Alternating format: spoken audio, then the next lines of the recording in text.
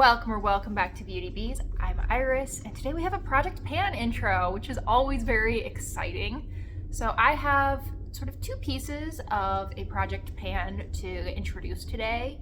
The first is one of my New Year's resolutions for this channel, which is to use every palette in my collection at least 5 times during the year 2025. So I have a little stack of palettes here to show you. These are the first set that I will be working on, and I will be checking back probably monthly to roll out any products that I have hit 5 uses on and roll in additional palettes to work on. So let's start with what I'm wearing today. This is the Lorac Fairy Tale Forest palette, and this is an 18 pan palette. It's a really lovely little palette. So what I am wearing today is this shade on the lid, a little bit of the orange mixed with, I want to say this shade in the crease. I used a little bit of this deepest sort of reddish brown plummy shade in my outer corner and then under my eyes. And I think that's it. Maybe, I don't know. I've been wearing this makeup for a little while, and it was one of those days where I started out intending to do a very light look, and then I just kept adding more makeup, and then I ended up with this. So I am currently sitting at 3 uses on this palette, 2 more to go, and then I will be rolling it out. Next we have a little LYS palette. This is the Love Yourself eyeshadow palette in Empowered. And I admit I'm not absolutely wild about this palette. I've used it like 3 times, so I can't say too much about my feelings, but so far I can kind of see why this was like $7 on Ipsy. This is a 6 pan palette.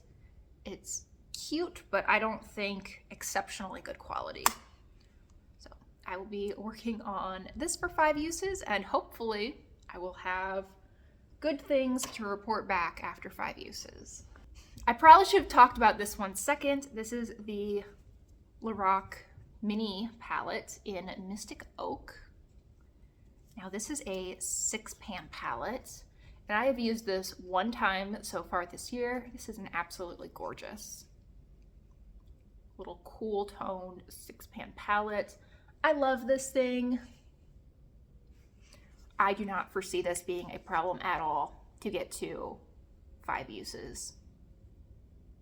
It's just so pretty. Oh, I forgot to mention it, but as you notice the new background, I have been slowly putting together this little gallery wall in my living room for the last couple of months, and it's actually at a point where I'm pretty happy with it.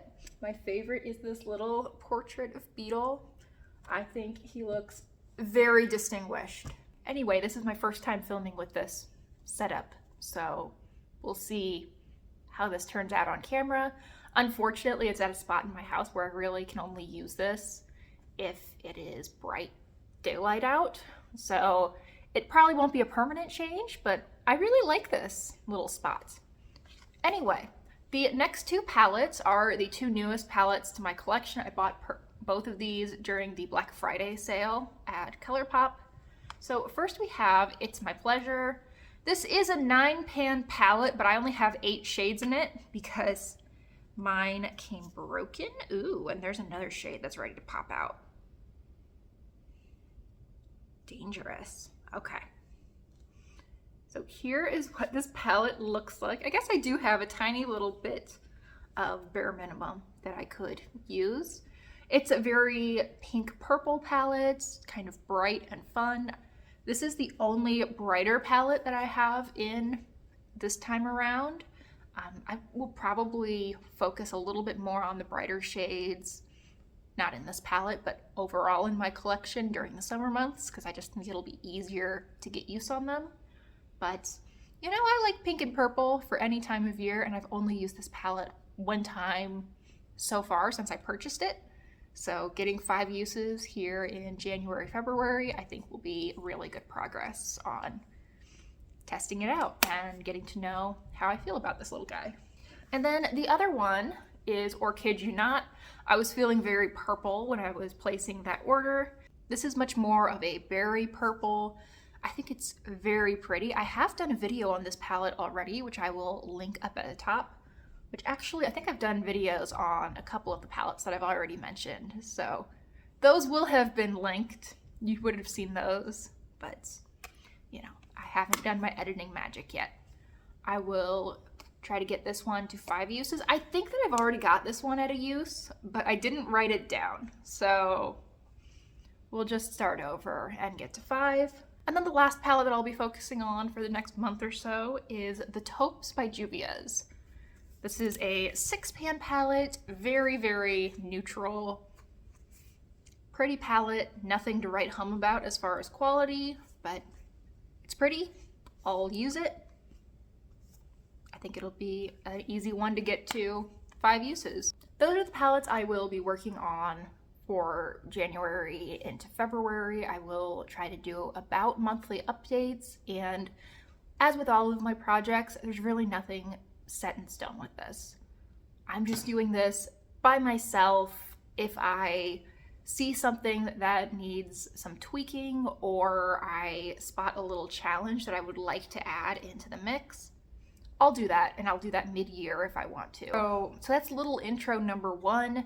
Little intro number 2 is on just these 3 products. I picked a blush, a bronzer, and a highlighter. Well, actually it's a contour, but we'll just call it a bronzer, that I want to work on longer term goals on this year. So let's start with the blush. This is from Etude. It's their lovely cookie blusher in Peach Shoe Wafers.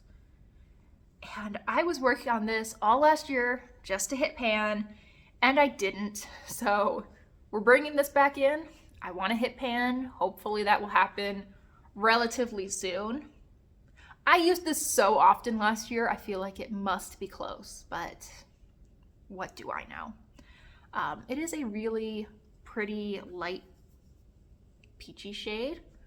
Probably a terrible option if you have anything deeper than fair or maybe even light skin, but it actually works pretty well on me. You can see it is light, but this does give me enough color to feel worthwhile putting on. So I will be working on that one. The next product is a highlighter, and my goal with this product is just to get to a point where I feel ready to declutter this.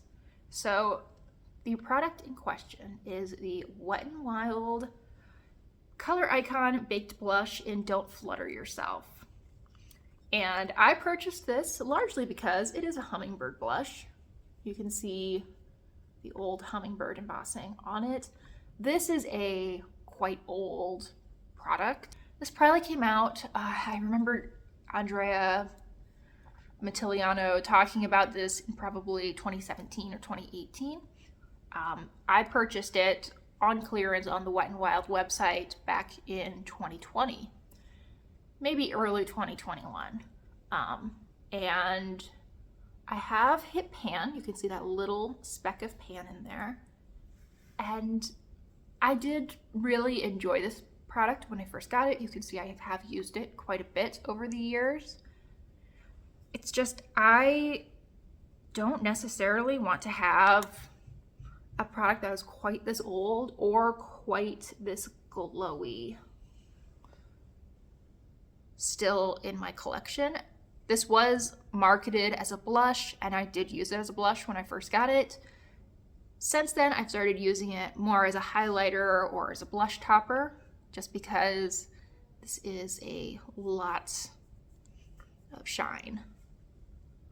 But I want to just keep it on with it. It'd be really nice to see sort of a dime-sized pan before I decide to declutter, but you know, if I feel in next month's update like I've gotten my use on it and I'm just ready to part ways, we'll go with that. So that's product number 2. And then product number 3 is the Too Cool for School Art Class by Rodin Contour. And this is the classic, so this is just the original shade. I also have Modern, which is a little bit lighter and quite a bit more cool toned. It's effectively gray.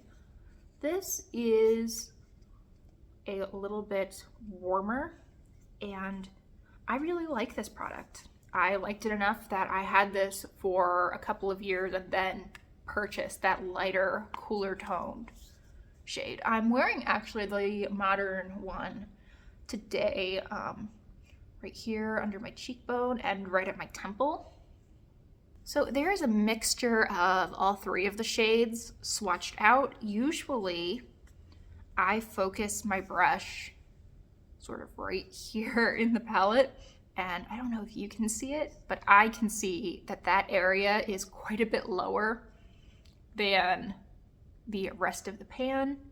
I'm at the point where I can start to see the ridges of the pan through the product, but I know that that isn't an indication that I'm super close to hitting pan. That is probably many, many uses away. But I would really like to hit pan on this product this year. This is a product I really love, and I would like it to visually reflect that level of love with some nice pan. So that is product number 3. It didn't seem worthwhile to make a separate video about those 3 products, so I will probably lump any updates that I have in with my palette updates. I don't think it'll probably be worthwhile to talk about these products every single month, because with these powder products, I don't tend to see quick progress. It might be, April before it feels reasonable to update, but we'll just play it by ear, see how things go. And with that, my projects have been introduced. I do intend to add a couple of smaller project pans in throughout the year. I will do something with lip products. I haven't quite decided what that's going to look like yet, but it will be coming in the next few weeks. Thank you so much for watching. I really hope you enjoyed today's video. Please consider liking and subscribing if you'd like to follow along with this project, and let me know what your projects are for this year if you are also into project panning. I'd be really interested to hear about them. Thanks again, and I hope I see you guys next time. Bye.